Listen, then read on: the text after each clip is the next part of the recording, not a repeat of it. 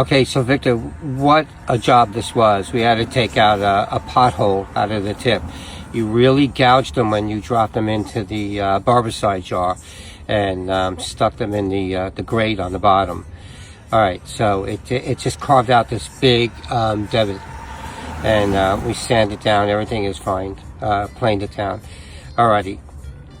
Please be more mindful how you treat your pricey shears. Okay, these shears are like $600-700.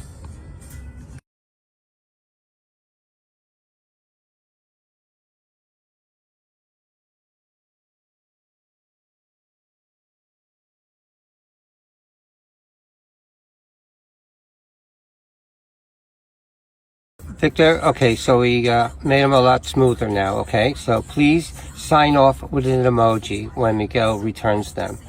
Alrighty? Thank you.